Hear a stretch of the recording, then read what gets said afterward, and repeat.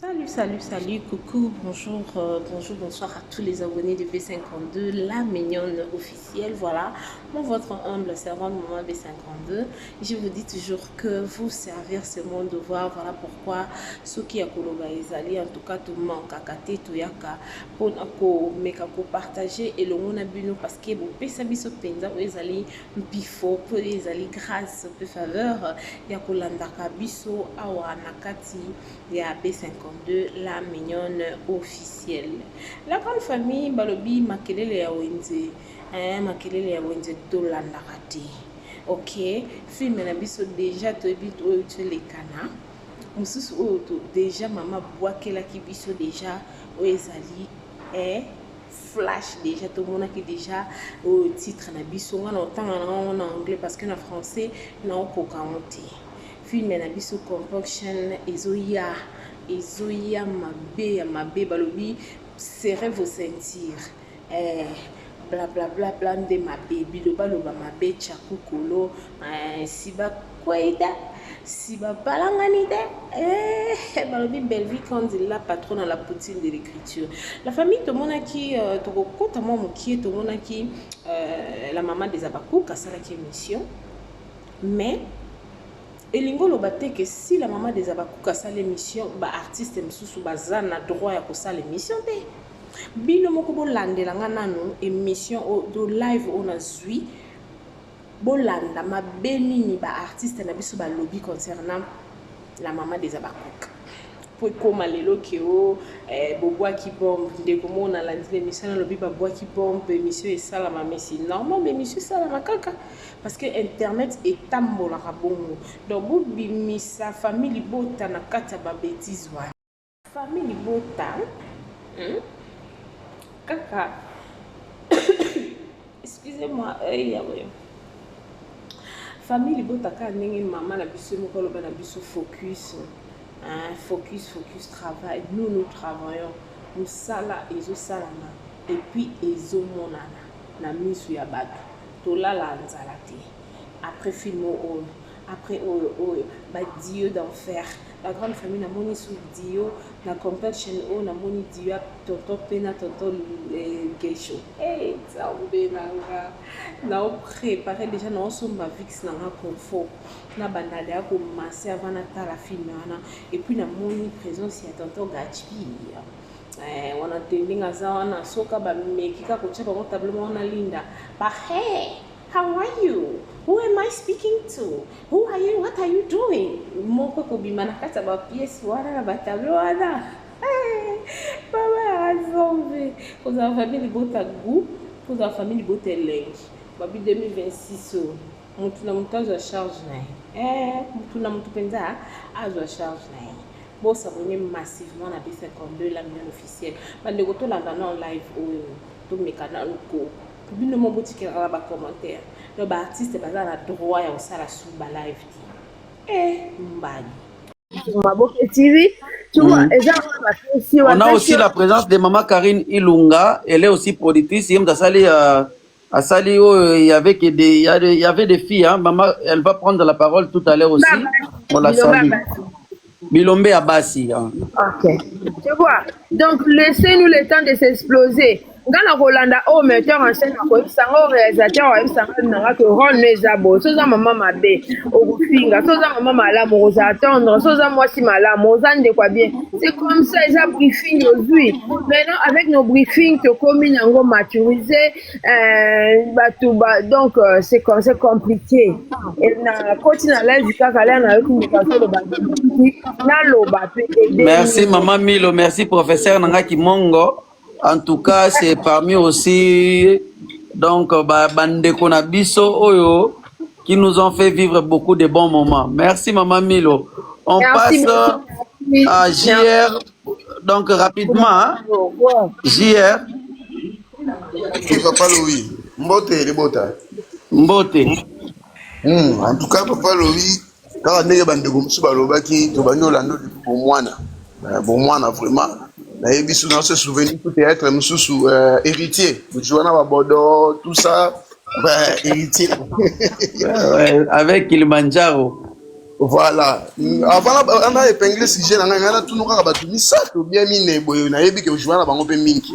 Maman Loketo maman Yenga na maman Fatou Miracle. Misato kaka wana. Maman Fatou Miracle azana Belgique, maman Yenga azana Hollande na libala na ye et puis maman Loketo azape na Belgique mais tozali na arbre de palabres ezali spectacle moko boye tozali ko présenter kala mingi te biso sona bango na ba maman Bomengo, donc avec tout le monde au grand complet. C'est un spectacle qui va se jouer en Belgique, à Paris et au Lekakuna.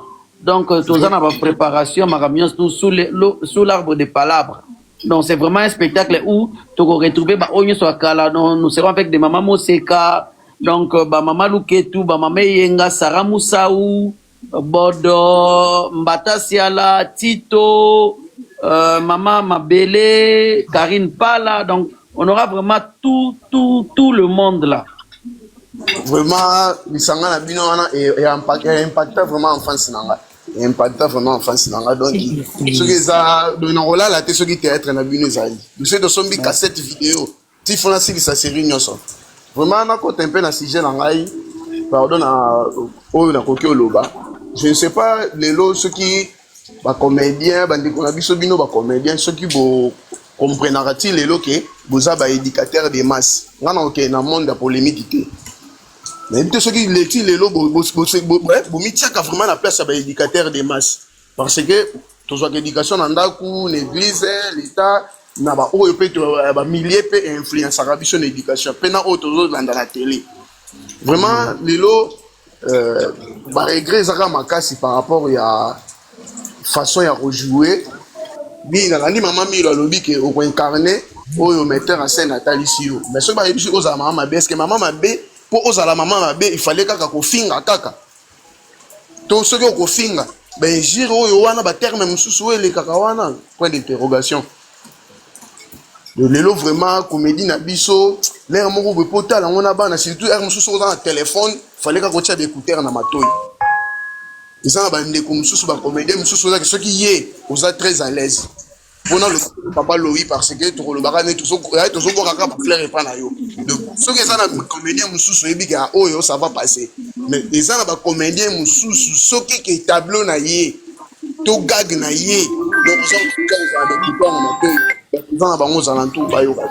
Donc ba terme sous donc bo explique bo limbi sangama mukie na uti olanda sortie médiatique ya comédien moko ya poto azotanga kombo ya muyande konepe comédien lobi en tout cas vie batindelinga vidéo pa mutu na ngai ya eloko uti osala donc ya koki otala ngo na bana te donc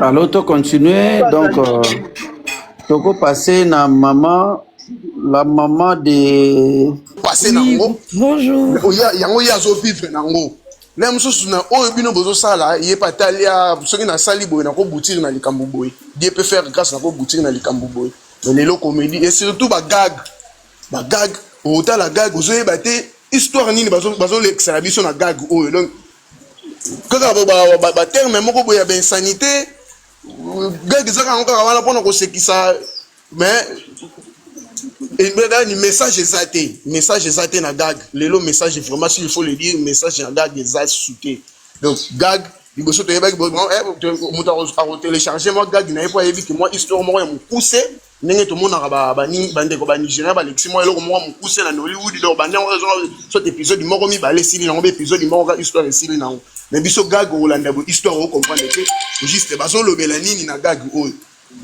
c'est ça donc gag lelo na ebité ceux qui beaucoup qui modifier na gag bo pesa ka biso message tant que la gag te message nini ba lobela na gag et à part cela comment on a théâtre ozo le kana maboke pour la papa Louis sérieux o alakisi na maboke TV na papa Louis ya siko théâtre o ekoleka na maboke te ozo mona deux papa Louis différents. Pourquoi cette différence?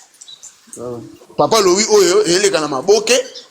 Par exemple, là, le bandit chez Coco, papa le vient à jouer chez Coco, sérieux oiseau la tsawana, art oiseau bimisa, na respect à art, na langage oiseau bimisa, na théâtre oiseau les kanamaboke, Papa Louis abimi différent, abimi respect, abimi artiste complet.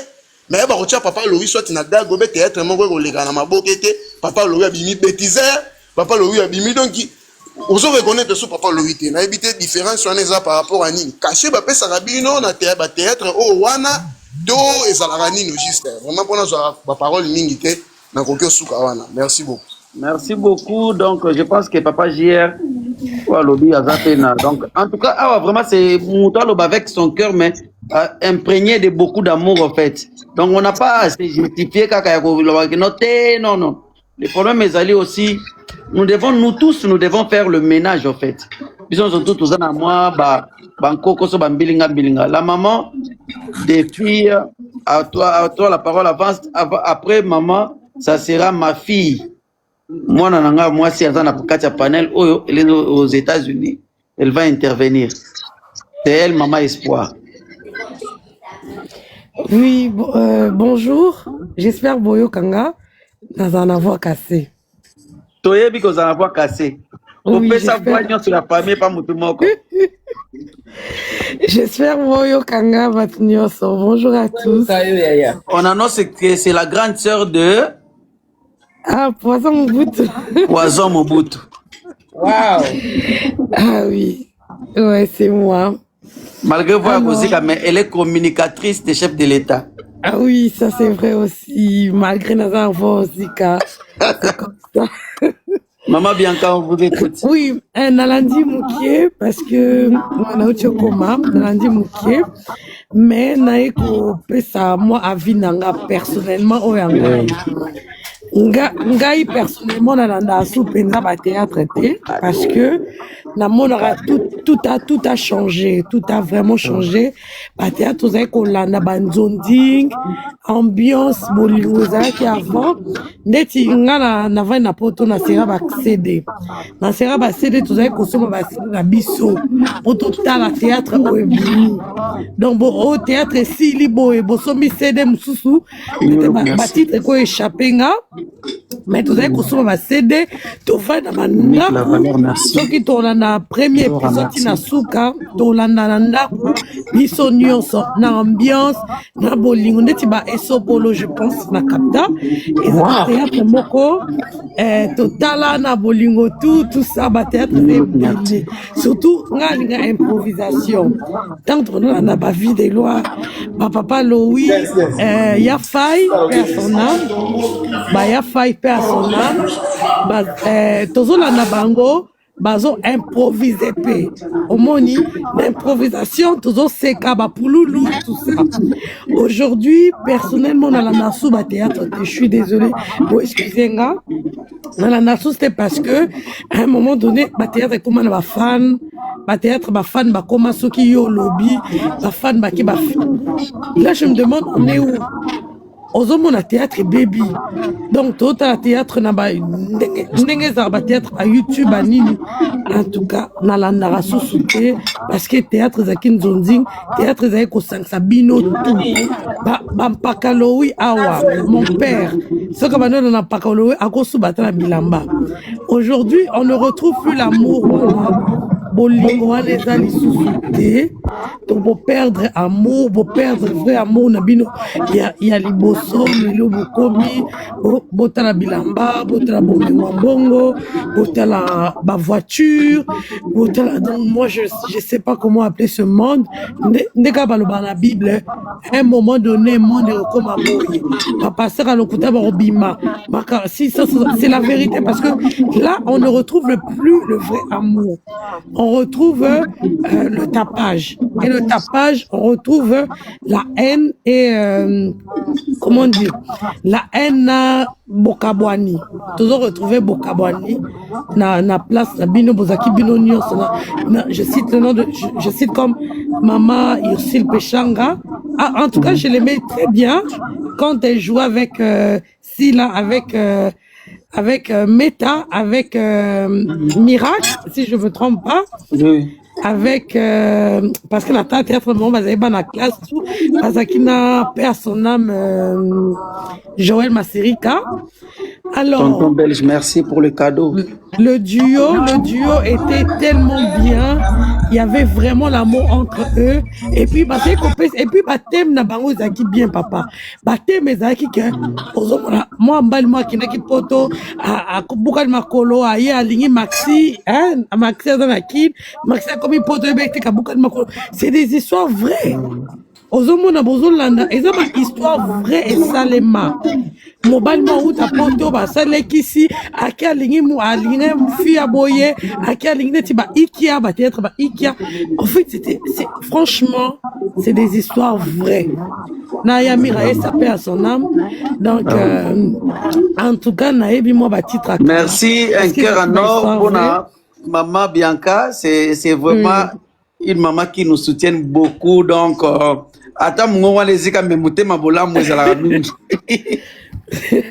donc voilà la participation yango wana. Merci aussi à tonton Belge qui est présente. Merci maman Bianca. On se retrouve en privé. Et puis on passe la parole à maman Espoir. Avant ça, tu vas sauter, tu vas tonton Belge parce que c'est lui parmi Batu Oyo. Ba motiver ngai na zongela penzana ni TikTok.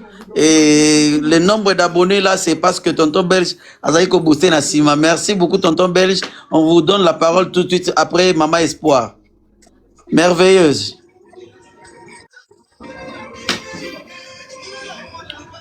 Merveilleuse. Bonjour tout le monde. Nada, on m'est présenté. Je suis la fille aînée de papa Adolphe. Wow. Nada, la fille aînée à papa Adolphe. Na pesi mbote na mama Moseka, mama Milo Metata et na bande konyo toza na panel. Et loko na olobaka na lingi. Je vous en prie. Na pesa merci na papa Adolphe pour na ndenge azongi parce que nga penza na tala su bagagte. Pour na éducation oh papa na biso apesa biso esika buzo beza biso tozala wana te. Alors na zongeli kotala bagag pour na omona biloko oye akomi kosala. En tout cas papa nzamba pambola yo o continue ok nango penza boye mingi na yebi okota bonzambe mambo malamu eza mingi ok na biso nango su kota bonzambe. Alors na soulever ka eloko moko na ma sœur o awuti koloba que toza na temps de la fin makambo nyonso tomona na Bible c'est komama. Quant à nous les fans oponande esika nini ya malamu oyo kotia lokolo ndeti nga na éducation tozwe papa Adolphe esiko ba baba bêtise esiko ba ofinga esiko ba polémique eza en tout cas na ozala nga wana te na ozala ka oyo makambo malamu ezali pona ko blesser te na yebi ke na nga koto na linga ba théâtre oyo parce que koto yo mafinga ba buzoba ezaki mais na linga ka ba artiste nyonso ya mboka na biso tozala kana bolingo boyokani et nzambe a continuer makambo susu. Merci papa, je vous laisse la parole. Nzamba pambola. Tonton Belge, à vous la parole. Oui. Allô, papa. Mbote, tonton. Tonton Zalana, tonton Belge. Tonton Belge. Allô, oui. Merci pour notre encouragement. Merci. Nazongi Kanengo Lobaki, donc on est là. Mais ce qu'elles ont biscuit, c'est qu'elles ont quick. Énergie. Ah, François, yozo le kakanga bozo sala bakwenda vutuko, zozo sala stock. C'était vraiment la belle époque. Non, merci beaucoup, vraiment. Merci, Nali Banda. Mais on a Monica, on a Moni, Papa Louis, na Kota, Rapé Sambote, puis on a des cognos, on a panel, Maman Moseka Pazali, Maman Kélémi Azali. Oui, Namoni Chilanda, waouh. Namoni Toupela, merci Bande Cognoso, Papa Mike, Ndeko Mike, merci. Merci na Bande Cognoso, na commentaire aussi. Bonsoir à tout le monde, Bandeko, Bazana ba commentaire, Mbote na Bino Nyonso. Vraiment, ngana sepeli makasi komo na lisusu. Yalo oui, tala moni brambi ah, ya sali live. Et ça linga bien makasi donc c'est bien vraiment à un moment donné live moye parce que ba fan est belé ngata na sala na yo vraiment émission ba fan est belé ba landa ngai na privé pour ba tout na ngai mais yalo oui ndingi na sala ka live te asala nese ba ngaka akosala kala mingité donc vraiment na moni yo boye vraiment na moni yo boye na sepeli et puis bandeko tokende ko s'abonner na compte ya Loï biso nyonso donc et que ça la bien et puis courage l'artiste ngana was deloka na mboka malilio ngana was awa tokutana awa kala mingi na avril to monana ah ouais nzamba zo batela biso. OK, merci beaucoup et puis bonne soirée. merci toleki na tapoter toleki na papa Mike. Papa Mike Azate. Bonsoir à tous. Bonsoir Papa Mike. En tout cas, naza très content ya koyoka yo lisusu retour ya panel, en tout cas na sepeli mingi. Merci beaucoup. En tout cas na landa yo depuis Lubumbashi, mais na landa yo kala makasi parce que vraiment kande batu nyonso bazolela tolandaka lisu ba théâtre congolais te. Donc tokoma désespéré, tokoma kolanda ba film ka nigérien ozomona biloko abongo papa na ngai ozomona, mais eloko ngana kosenga ekozala yake. En tout cas bozongisa culture ya théâtre na ndenge moko ya busolo, makambo ya mafinga ya boye ba bêtise. Donc okoki kozala ovandi na baparent na yo na ndako botala théâtre, mais maloba ezobima na nani na télévision epesa kaka epesa susi makasi, ezopesa makasi papa Louis. En tout cas nakosenga ata bango bakosala, mais na part na yo bongisela biso théâtre, ozo comprendre. Soki obongiseli biso théâtre, en tout cas tokobanda kolanda yo à 100% parce que tolandaka malgré tolandaka mingi te, mais mike tolandaka, mais tolandaka yo te lisusu ndenge tobanda landa yo liboso, ozo comprendre. Merci beaucoup. Nakosenga bobongisa président boyebisa ye bisika azali, soki pe aza wana zolanda biso boyebisa ye abongisa makambo bana mboka babanda kokonsome nani ba théâtre ya Congo ekosala bien ba bêtise elongwa nanu tocha musala liboso, parce que yango nde lelo soki nayebi yo namonaka yo na télévision c'est à cause ya musala oyo. Sinon pas tolia toyebana te, toyebana te. En tout cas boyebisela biso ba mama Kalunga banani ba mama Moseka don babongisa toza na posa kobongisa ba fiston sai batu nyonso don en général.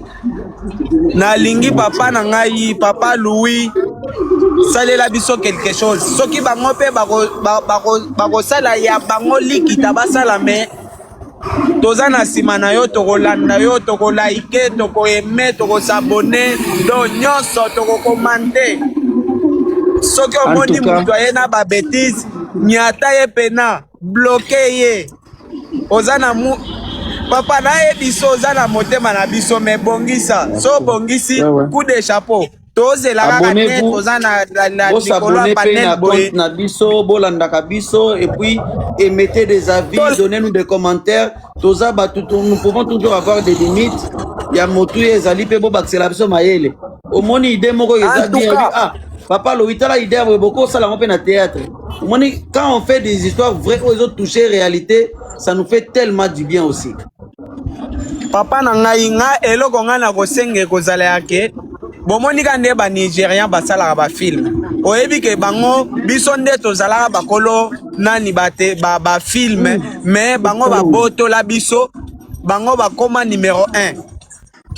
Omoni nde bango bazala ba star ya minene mbongo biloko nyonso wana po nini, parce que bazwi musana bango au sérieux, musala eza na sérieux. Mais biso awa batu bazwa musala o lokwa musala maseki, me eza musala moko munene parce que elongi wana eyebani na poto, me oza na poto te oza na Congo ozomona elongi wana ekendati na ti na barabie soki wapi ba États-Unis ba Canada, me oza na Congo. Merci boyebani a cause ya musala oyo. Papa bongisela biso maloba nange esili napesi batu nyonso mbote bazali likolo ya panel. Merci beaucoup, Papa Nangai. Merci beaucoup. À la prochaine. Maman, à vous la parole. Tozo signalé que taille est de la République Azali. Awa, Magali Atakwa. Maman Alice, merci. Aux en a raison. Théâtre, comme il peut maquiller les bélés, il faut aussi voir de ce côté-là. Maman Darina Tukupela. Maman Darina. Maman Darina. Qu'est-ce que c'est? Maman Darina. Attends, tu vas être surpris. Petit mon frère, on ne pouvait plus te voir souffrir. Maman Darina. Explique-moi, Goga. Maman Darina. Bon, toleki na biso na Papa Diego. Hein?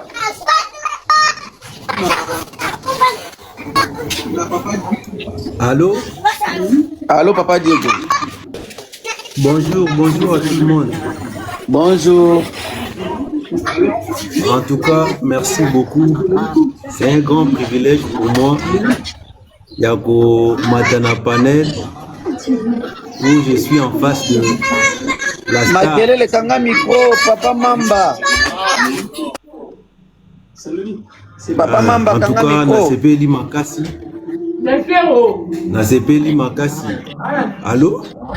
Oui, allô, Tozoka. Nasepeli Makasi, parce que j'ai en face de moi la star que j'ai toujours aimée. Merci. La personne de papa, Louis en tout cas. Nasepeli Mingi, Nenge, pour répondre, idée à Ozonga na scène. Mais seulement, pas si ali de votre côté, vous sentir que Oyobino Bozali et cette génération à venir, bazoko incarner ba valeur Oyobino Bozaki Nangote. Suite, il y a venu à monde numérique pour eux. Donc, ma vraie valeur, ils ont bien respecté les sous-sautés. Voilà pourquoi ils ont fait ça passe de votre côté. Il n'y a pas moyen pour insister sur de bonnes valeurs. Mais Tosen Anabino, de ne pas aussi laisser la faire. Juste bon insister dessus parce que c'est pas trop bien. Il y a au monde où bino qui ma valeur nabino génération où après bino et en tout cas bah tenir compte n'angote. Ils font passer du n'importe quoi. Bah anti valeur né yango nde mutu ezozala mamo sekanenga azaba makambebele yozala makambebele mais motala sikoyo monde actuel et na ba qualité mon kilelo na kilango yena nini ya kitoko nini ya sika ezate to vanda ba mikolo bolingo bosola boye eloko mo eleki ba bêtise comme pas possible mais to senga na bino et cet amour. Comme c'est une passion pour vous et cet amour de pouvoir insister sur des bonnes valeurs.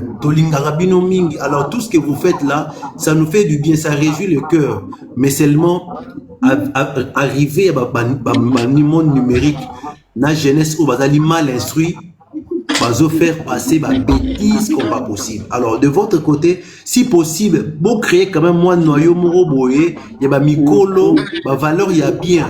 Dans mon équipe boté kotanga Congo il y a une dame à zapper influente, elle avait la parole. Elle avait la parole là. Ce qui peut vous créez comme une structure, vous mettez en place une structure là qui met en valeur la vraie valeur nabino. Vous soumettez un peu dans le gouvernement, c'est possible. Banani ba approuver pour comprendre pour faire taire ba valeur pour yakito côté wanabo. Télé au monde buzoba. Là je vous informe parce que bientôt là le chef de l'État aussi va mettre en place système identification, il y aura une base de données pour le niveau numérique. Il y a de bêtises qui se font comme pas possible. Donc, alors là déjà, je vous informe et puis, soufflez bino. Si possible, vous avez idée oyo, vous contactez, je sais que ça passe. Pourquoi? Parce que tout le monde a comme courir derrière des personnes, mais je sais que si l'idée elle est bonne, il y aura toujours des gens qui vont s'élever pour soutenir Bino. Mettez-vous vraiment d'un commun accord avec des bonnes idées, vous mettez en par écrit. Cette dame-là, elle peut vous aider jusqu'au point que non, le chef d'État faites valider le projet pour que anti-valeur tout sur la place pour ils ont pris ça parce que la nini lorsqu'on parle du les valeurs c'est pas seulement l'uranium tout même la culture l'art aussi ça fait partie de la valeur nabiso tant que bino ba mikolo bino ba tout vous avez vraie valeur beaucoup mikolemba botika ba anti-valeur ba croître. Bon, c'est une façon aussi de faire disparaître notre culture. Alors, comme vous avez cette idée, comme vous avez cette pensée, tenez-vous bon, peu importe, certes, il y aura pas, tout le monde ne sera pas derrière vous, mais ceux qui seront derrière vous, aussi on aura besoin vraiment de voir que la culture congolaise du côté art, ba valeur on est zungi et que ça la biso bien. En tout cas na sepeli mingi komona yo na sepeli makasi parce que babagambo bino bosala et puis ça la biso sengo. Nous avons ça la fierté moko boye na komettre sur la bilo quelque part même mabe que comme lelo ba jeune lelo oki lelo mais abuzoba. Papa bota la première fois wana bo déconcerté bo simbana bo zalama ini bo élaborer des bons projets bo initier mo na ba conduire, vous avez habilité et encore prouver en moi. Je vous rassure que Dieu va vous soutenir, même pas ici, même ailleurs, il y aura des gens qui vont soutenir Bino. Là, je tiens à vous rappeler des choses bonnes. Et tout va bateau, peu importe les temps. Peu importe les temps, il y aura toujours des personnes animées de bonnes volontés pour soutenir. Commencez par élaborer de bons projets. Initiez-vous. Merci pas pour ne pas m'opposer des paroles. Merci Papa Diego, merci. On a retenu aussi que Maman Karine était avec nous ici, sauf qu'elle a peut-être quitté. Et l'autre toujours merci pour nos conseils, merci pour nos cadeaux, na kati ya live. Merci pour continuer à tapoter parce que d'ici là bientôt au Kata, donc on laisse. Salut, bonjour, la bande de cognos de partout où vous êtes, la 5 continents, l'Afrique, l'Amérique, l'Asie, l'Océanie, c'est-à-dire de partout où vous êtes, nous vous saluons au nom de notre Seigneur Jésus-Christ. Voilà la grande famille, nous sommes venus aujourd'hui juste pour nous informer que le award, bon, l'année passée, oui, l'année passée, le fan de Belleville Télévision, le fan de Bellard, organisa qui ni award oyoyo pona ko sepelisa ba artiste nyonso o ba lekaka par Bella Production ko récompenser bango ko talisa bango ndenge baza motuya tolobi te ke ba o bazwa kité baza motuya te tolobi bongo te po biso congolais tozala na problème ya compréhension. Maman B52 alobi te ke ba o bazwa ki trophée te bazala ki importante. Fanatique, il y a Bella Production, fanatique, il y a Famille Bota, comment organiser chaque année pour nous award ou pour nous honorer artistes ou sepeli ici pour ezalaka vote pays sous. Donc cette fois-ci, basalaka yango bango moko batu ba complainant qui batu ba discuter qui même pourquoi bozo sala yango bino moko s'il y a quelque chose il faut nous contacter. C'est pourquoi toye bomoni affiche o eza awa. Détail o eza a bo benga numéro o eza na se awa te po so bo bengi numéro o ozwa na eloko te information ya sûreté benga numéro o ezali awa ya plus 33 o kozwa ba détail nyonso soki olingi o sunga o contribuer OK soko olingi o contribuer na événement oyo ezo salama bientôt awawa en tout cas oza bienvenue numéro ezali wana ba détail nyonso eza na kati contactez biso na WhatsApp okozwa biso pe tokope sa yo ba détail nyonso oli. Bonjour la famille ezali maman Joséphine liboso na bino aye ko présenter bino ba produit ya aloe vera living products ba produit o eza ba complément alimentaire eza biloko kolia eza ba vitamine na biso o ezo sunga biso pona ba santé produit o eza liboso na biso na ye ko présenter biso bandeko et edenga ipona problème ya ménopause na umeli na problème ya ménopause et déranger nga makasi parce que ménopause ezali manque ba hormone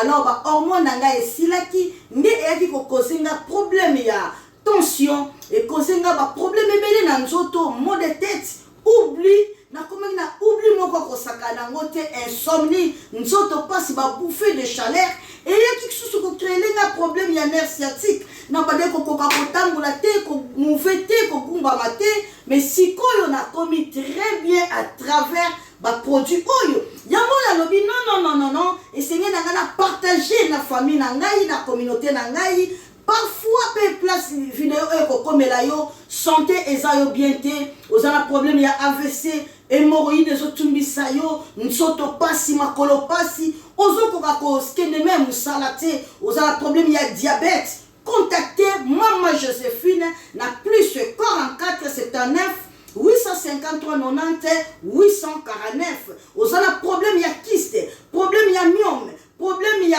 stérilité problème ya fragilité problème ya ba problème oyo ezotumbisa santé na yo ko hésiter te o contacter nga na numéro na ngai ozana problème oyo basuki ezokata na ozana problème ya peau ba produit na biso zo aider biso pour na santé pe beauté na biso ozana problème nini ezo déranger yo ko hésiter te prostate ezotumbisa yo ko hésiter te nini ezotumbisa yo benga ngai ba produit oyo eza kosunga maladie nyonso tu alors santé yango eleki nyonso soki santé eza malamu te okoki mpe kosala oyo oza nango te mais baprojet na yo okosala yango te alors contactez biso na plus 44 79 853 90 849 alors okozwa ngai moko na telefone mpe na kosunga yo santé na yo na ya ngai eza na prix te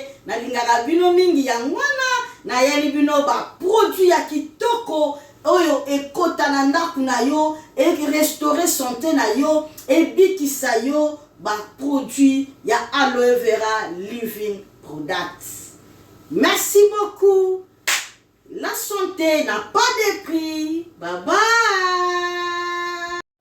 Na évité vidéo oyo ernimeko koma ekomela bino ezali Mama Joséphine Mama Zozo na yebi bino solution oyo ezali solution ya ba problème na biso yango eza nini ba problème na biso yango eza ba problème ya santé eza ba maladie oyo eza kati na biso ma maladie telle que diabète tension AVC prostate ba hernie ba maladie wana nyonso tu oyo ezo déranger biso ba ménopause mutu pasi maladie nini épilepsie maladie nyonso tu oyo ezo déranger ndeko na yo oyo aza pembe na yo ezo déranger mwana na yo oyo ya cancer oyo ezo déranger biso solution yango yo na yeli yo solution ya ba produit na biso ya naturel ba produit oyo ezali ba complément alimentaire ba produit oyo ezali 100% naturel ba produit na biso ya Occident ndeko na nga na ili yo ba produit oyo eza juste biloko kolia oyo tozo ko compléter na nzoto na biso. Pourquoi? Parce que monde entier monde est déjà pollué. Eza pollué à partir ya biloko oyo tozolia. Biloko tozolia yango ezo détruire ba santé na biso. Pourquoi? Parce que biloko tozolia bazo travailler yango na ba produits chimiques. Biloko tozolia bazo tia yango ba poison. Biloko tozolia bazo tia yango même ba formol. Yango wana compagnie ya aloe vera products bakanise li peuple na bango partout dans le monde entier na plus de 160 pays balobi non tika to kanisi la peuple na biso pona bien-être na bango et pona santé na bango ezala malamu yango wana ba produit na biso yango yo eza wana pona kosunga biso na ba santé atika na ebisa yo bien fait ya produit na biso aloe vera gel produit oyo okoko zanga yango na ndako na yo te yo oza na problème ya insomnie olalaka te produit oyo eza somnifère ezopesa yo pongi yo oyo oza na nzoto makasi te produit oyo eza tonique eza wana po epesa yo nzoto makasi yo oyo oza na batoxine na nzoto na yo produit oyo eza détoxifiant eza ko détoxifier nzoto na yo eza ko purifier makila na yo eza ko sukula baveni na yo produit oyo ezana ba bienfait ebele produit oyo ko soigner pour l'estomac produit oyo ko soigner pour la constipation produit oyo eza produit moko ezokosunga système immunitaire na biso yango wana ndeko yo kokozanga baproduit oyo te mpona santé na yo santé eza na prix te santé eza na prix te yango wana somba produit oyo soki omilingaka pe olingi libota na yo olingi mobali na yo olingi bana na yo te okozanga produit oyo te yango na yo kopresente yo produit ya aloe vera gel yango soki olingi kozwa yango lolenge nini contactez Maman Joséphine na plus 44 79 853 90 849 na balieli susu plus 44 79 853 90 849 tika nzambe apambola yo kozanga produit oyo te aloe vera gel. Oh la mignonne, botika la bébé. Oh la kina sala mignonne bokolia mo zero.